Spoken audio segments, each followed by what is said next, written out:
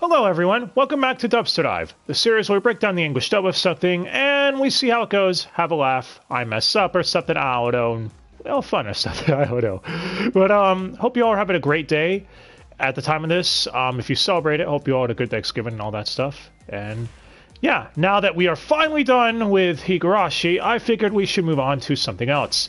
A retrospective I've been meaning to get to for a while, and with the new movie of this particular franchise coming up, I figured it was best to go back and start from where it all began now, as a refresher for myself and maybe a few others as well. Welcome to the beginning of the retrospective for Sword Art Online.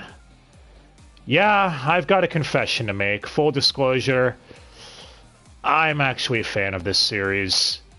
I can already hear your collective groans, but Elvis, you hate things that are poorly written, like quintessential quintuplets. You say it's poorly written and you hate it.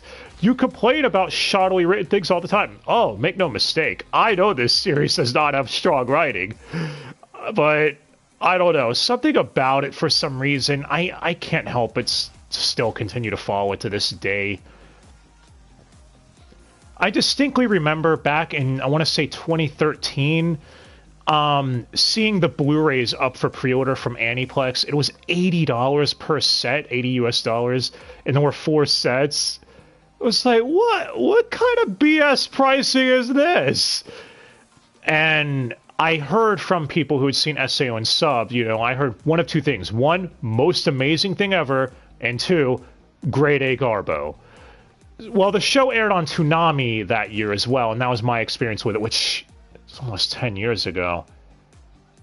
Holy shit, I really am getting older. Oh no. That means I'm almost a decade closer to death. Anyway, jokes aside, I remember at the time thinking it was okay.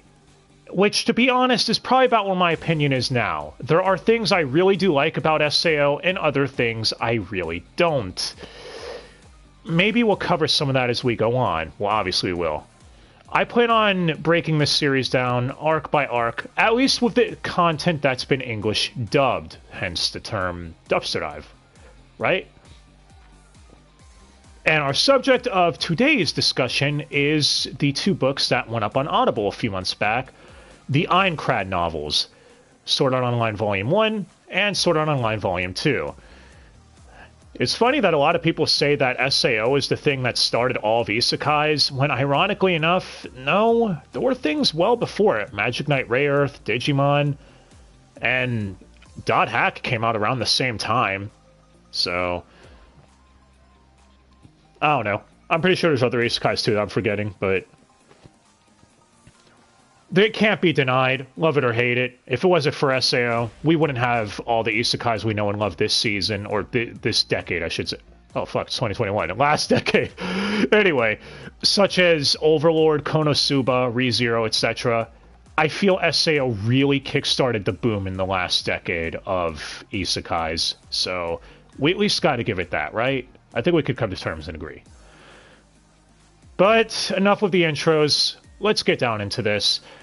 SAO was a series of light novels that started all the way back in 2002, written by Reiki Kawahara and illustrated by Abashi. Reiki Kawahara would also do Excel World, but we'll get to that eventually.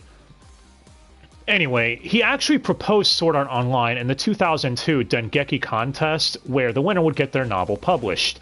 But he exceeded the page limit, and he had to publish his book online, because, yeah, it was basically disqualified, more or less.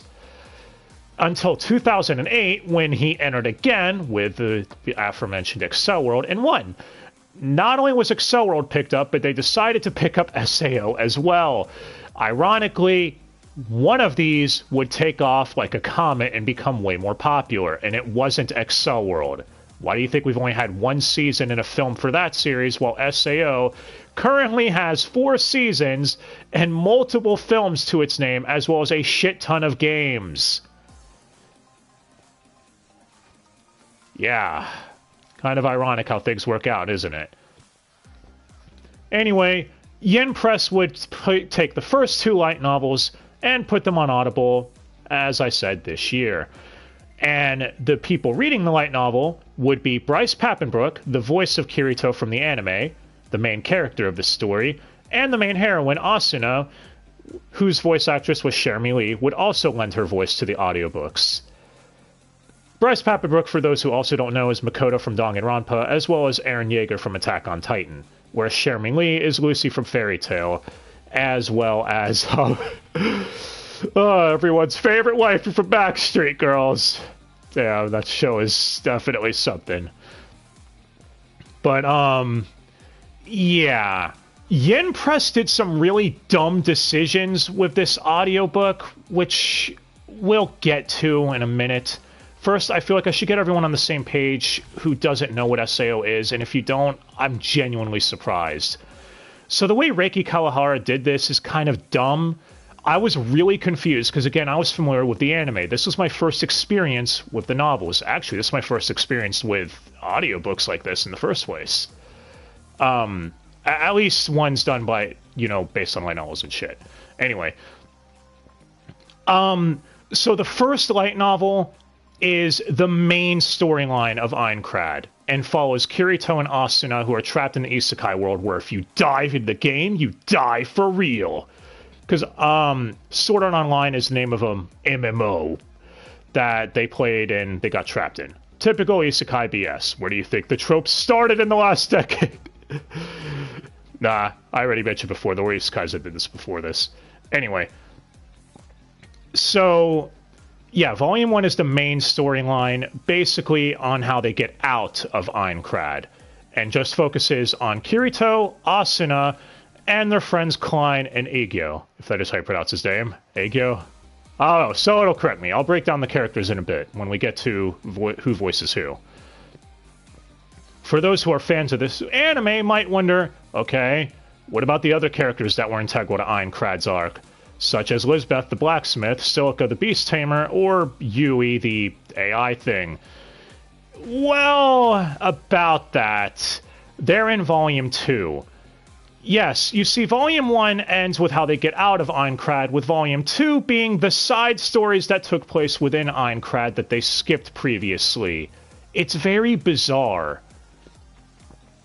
So he retroactively forced more characters into the canon that weren't there before or mentioned at all in Volume 1.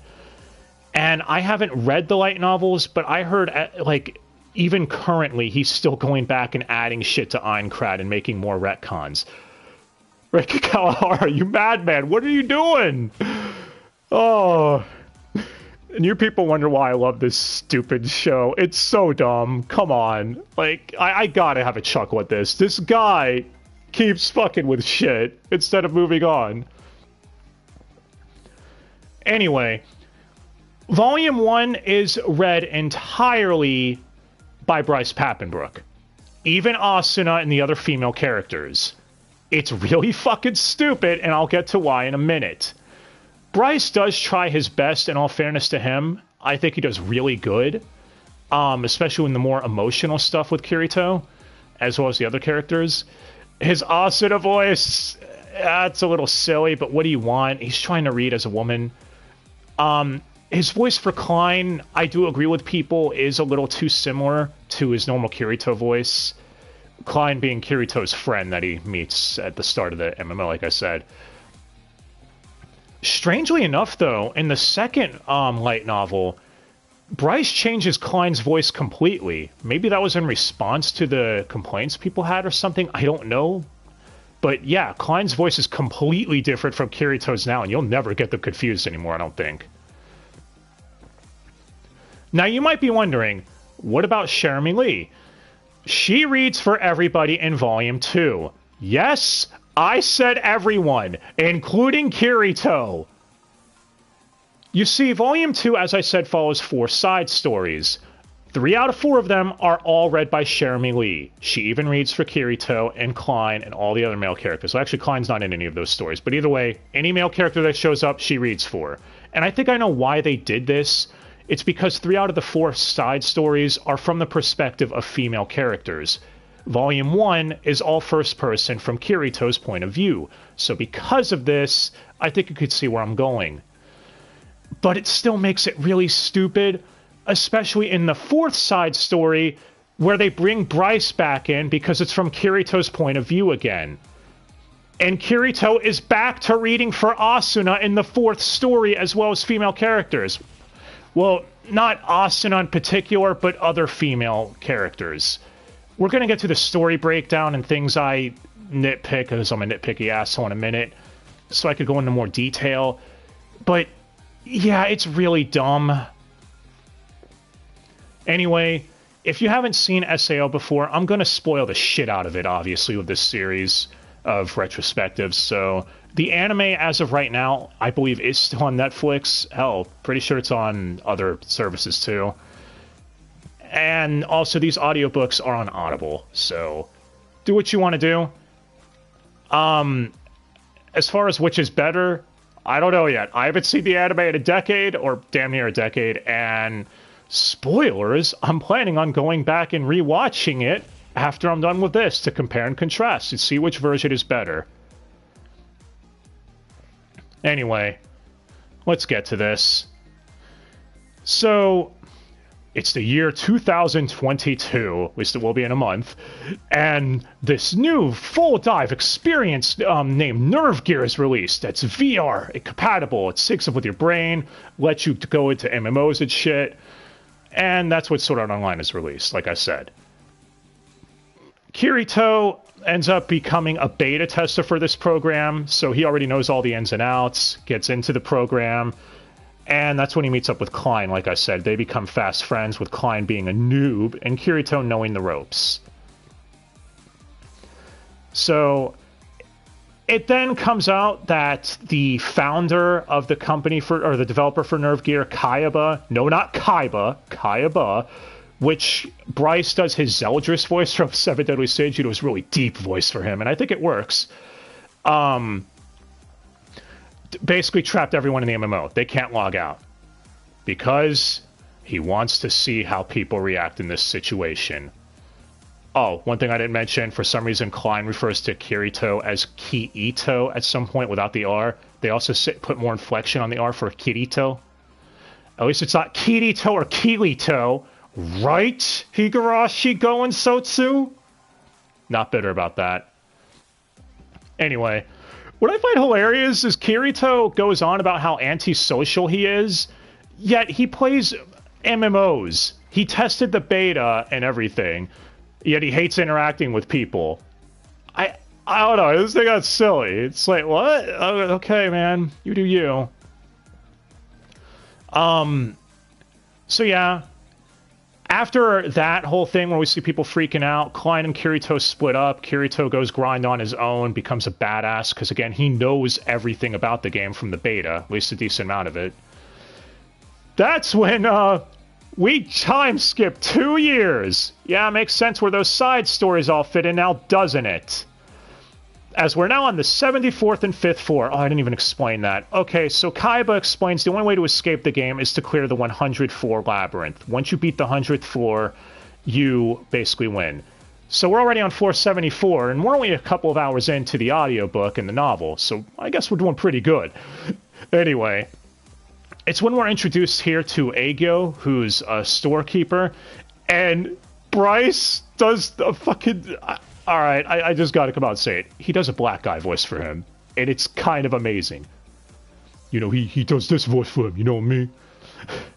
I'm sure someone's gonna get offended by that, but what else do you want me to say? Bryce tries and goes all in with it, and I don't know, I think it works. Aegyo he's cool. He's the type of friend that you'd want in your corner. Same with Klein, actually. It's also around here that we get introduced to Asuna, who is apparently part of the Knights of the Blood, the strongest faction in SAO, which, yeah, they do go into a little bit of that. There's factions. Like, you have the army that are basically all the generic players banding together. Because there's around, like, 10,000 players that are in SAO. A shit ton of them died. So the ones that are left form multiple factions. The army that want to basically take control of the bottom floors and run it like a government and shit. The Knights of the Blood that are at the top trying to clear everything. And you have other miscellaneous factions too. I feel more could have been done with this personally. Maybe they are there is more done with it in the later light novels. I don't know. I've my experience only with the anime, but we'll see. So, yeah. Some of the other things I should point out. So Asuna, everyone's top waifu, I guess. Bryce does okay reading for her. I don't know what else you want me to say about that. Kirito, some of the other things that stood out in this, I guess, dub of the audiobook that are just silly. He ends up fighting one of the Knights of the Blood members named Curidiel, and he does the stereotypical silly, over-the-top accent voice for him. Well, when in their duel, Kirito ends up winning, and Curidiel says, "I resign," in perfect English.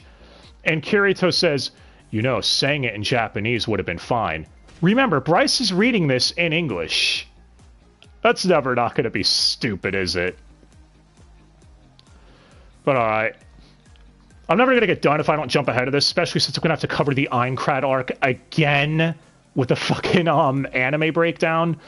So, long story short, they eventually get to the 75th floor after shit happens. Austin and Kirito get married in-game, become best friends, and etc. Have a romance together. And on the 75th floor, it's revealed that the leader of the Knights of the Blood, Heathcliff, was actually Kayaba the whole time because he wanted to play the RPG with them. Kirito's reasoning is he had suspicion. One of his guesses was because it's boring watching an RPG. It's only fun playing it. Tell that to people who watch Let's Plays of them, you dumbass! Anyway. I've seen plenty of Let's Plays of the Neptunia games in my day. But, yeah, there's other stuff too, but again, I'm just trying to give the Cliff Notes version. So, the head of the Knights of the Blood is the strongest player in the game. He kicks Kirito's ass after saying, "If you beat me, I will let everyone go right here, right now." Remember, we're only on floor 75 out of 100. So he stabs Kirito, killing him, as well as Asuna. Except not really. Kirito's senses slow down, so before he can die, he ends up dealing a decisive blow to Kayaba anyways.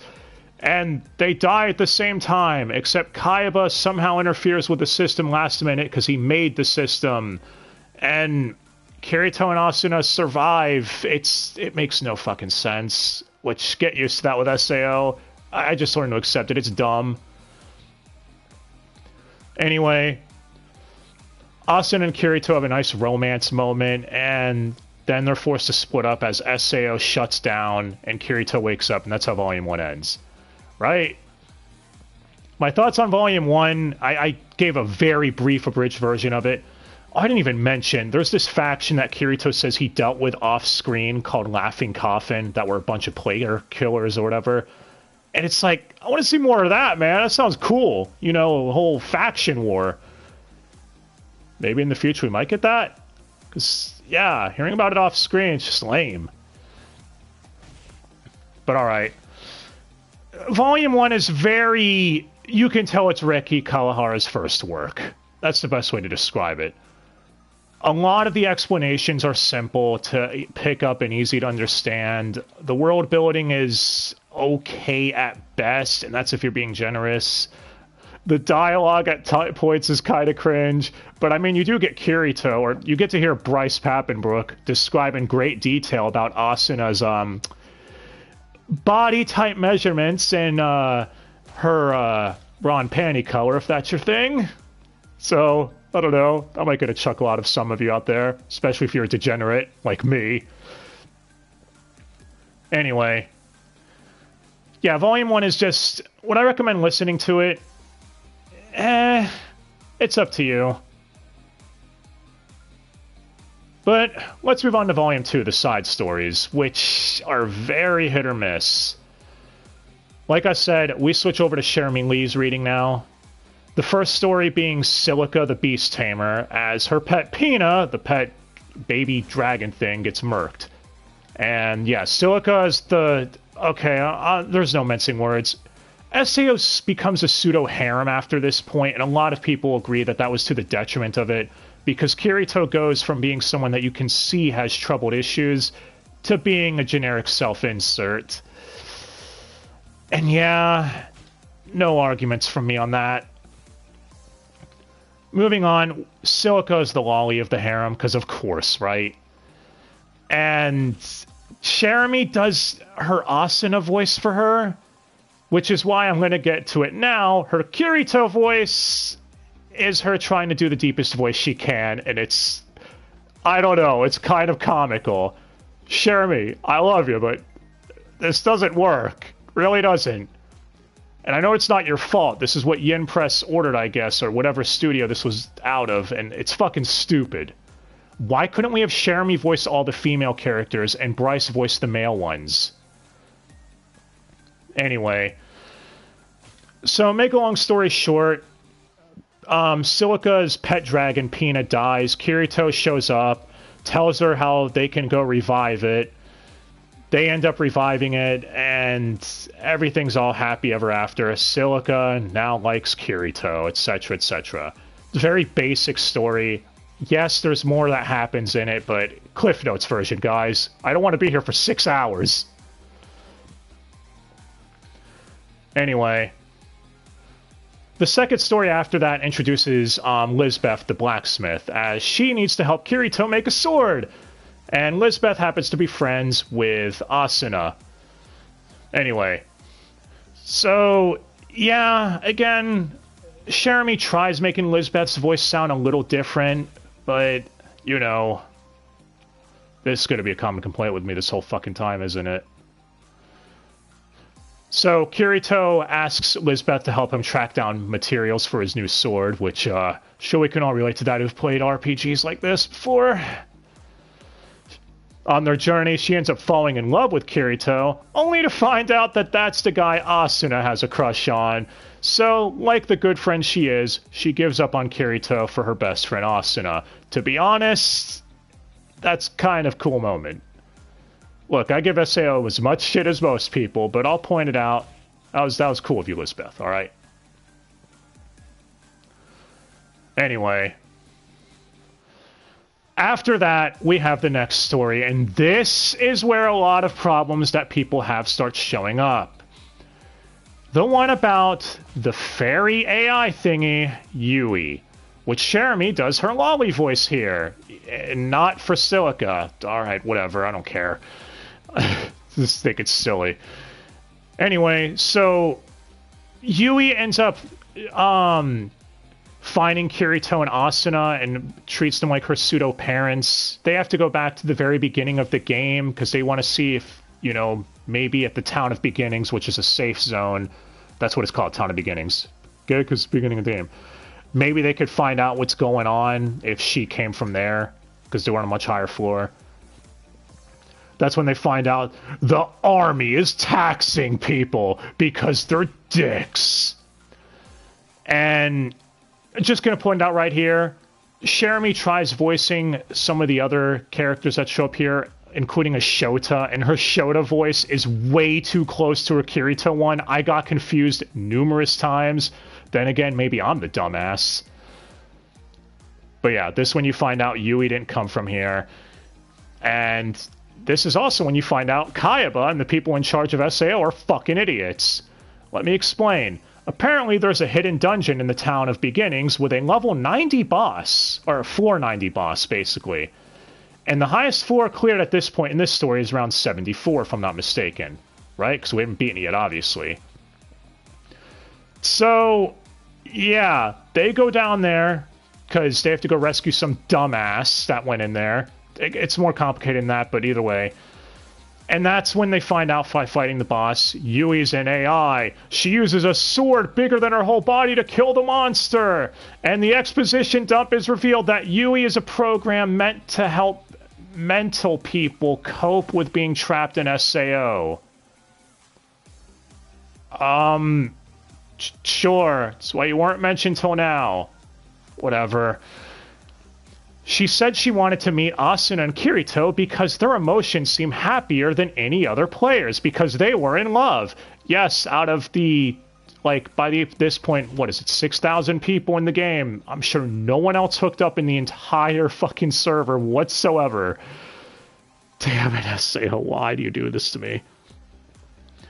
Anyway, if you're wondering why a floor 90 boss was here all the way back at a level or floor 1 hidden dungeon, because this dungeon had a GM's console in it, Game Master, where you can edit the game's code. Okay, why is this here in the game? What is the point of this? It makes no sense. Can't the GMs just fuck with the code themselves anyways without needing a console like this? We see it with Kaiba during his fight with Kirito. Yeah, it's kind of dumb. Anyway, Yui is forced to vanish because she interfered with the coding or whatever, because she saved Kirito and Asuna. But Kirito's able to hack into the GM system, because of fucking course he is, to save Yui and turn her into a necklace that Asuna wears. Basically saying that if they escape the game, then they can put Yui on a backup drive and save her AI or something. Meanwhile, I'm just sitting here thinking, you people knew her for like a day and are acting like this could be the worst thing ever if you never see her again. Damn it. Also, of course, this Yui shit was never mentioned during Volume 1 with the Kaiba fight and anything like that, because, you know, retroactively forcing shit in like this is not a terrible idea. But now we come to what most people agree is probably the best side story, and some of the SAO's decent writing, and I'm inclined to agree. The story titled Rudolph the Red-Nosed Reindeer. Yes, really. And hey, we're going into December now. It's appropriate. So this is about Kirito's backstory in Aincrad and how he first joined the guild and how everyone in the guild got murked, including someone he was really close to named Sachi. This is the one I was referring to that could have been voiced by Jeremy Lee, but instead it goes back to being Bryce again. Why? We had Jeremy Lee voice for the first 6.5 hours of this audiobook just for everyone to revert back to Bryce? And trust me, it's going to get really fucking dumb at how it ends. The audio book, not the story. So, yeah. After, we basically find out that Kirito, he joined a guild and hid his level from them because Kirito was a beta tester, as I've stated, and they're frowned upon because people consider that cheating, so they call them beaters. Yeah, it's a silly name, I know. You know, for beta tester and cheater. And they think, oh, they're dicks. Blah, blah, blah, blah, blah. But yeah. So, because Kirito lied about the truth, you can't handle the truth, everyone ends up getting killed, basically. And you can tell how much it really fucked with him in this story. Because he basically is he's going through the motions. And has no motivation whatsoever. In fact, him and Sachi even shared inventories. Yeah, that's something you can do in SAO. If you and the person are really, really close, you can agree to share inventories so both of you know what each other has at all times. So, again, it's kind of good stuff. I don't know, I'm a sucker for this sort of thing. But yeah, Kirito catches wind of a Christmas event boss that if you beat, could give you a rare item that lets you revive someone. So he ends up taking on the Christmas boss, which has as long of arms as Mars Girl. I did not think I'd be making a reference like that in 2021, but here we are. And yeah, he even says here he doesn't care if he lives or dies at this point. That if he dies, it would probably be what he deserves for fucking over Sachi and her party. Again, this story is... it's probably the best written in this whole thing, I'd say, in my opinion. But of course, Kirito ends up defeating the boss off-screen. Really? And that's when he sees the item can only bring someone back to life that's died within a 10-second period. After that, doesn't matter. The item can't bring them back, for death is permanent. Kirito then has a nervous breakdown, and Bryce owns it here. He genuinely does. And then the audiobook fucks it up. Wondering what I mean by that? Because Bryce then says, in this moment, I realized this was the one absolute truth of SAO. He says it twice in a row in 2 completely different takes. It's one of those things where they just fucked up. I'm pretty sure Kirito doesn't repeat himself twice with the exact same sentence. Once said in a more serious and once more said in a more, I guess, panicky tone. But yeah, Kirito ends up giving the item to Klein, and it's at this point where I think to myself, okay, Kirito died during the fight with Kaiba, which Klein was present at. You know, if you didn't retroactively fuck this story in here, you could have had Klein throw the item to revive Kirito at the last second to give him the edge to defeat Kaiba. It would have worked. Anyway, we're about at the end here. So at the end of the story is Kirito gets a message crystal that Sachi had recorded before she died, saying that Kirito needs to move on, not worry about her, it's not his fault, that she was never strong enough to make it anyways. And then she says she wants to sing him a song that she's a really good singer, Rudolph the Red-Nosed Reindeer. And it's just Bryce reading off the lyrics of the song in his female voice. You know, this could have been fixed. Just saying, you know, they have someone who's been voicing for the first 6 hours of the light novel, who's actually a pretty good singer if you've heard her sing in other anime dubs and stuff. You know, Jeremy Lee. She could have sung this song and it wouldn't have come across as stupid. Damn it. I don't even know who to blame on this one.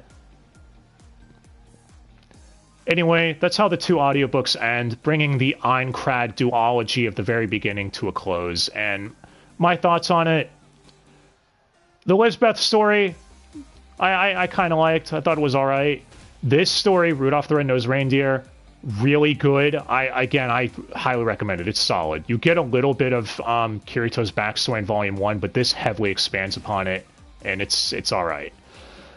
As far as Silica's story, yeah, it didn't really interfere with anything. Just seemed like Kirito helping an adventure as he was passing by.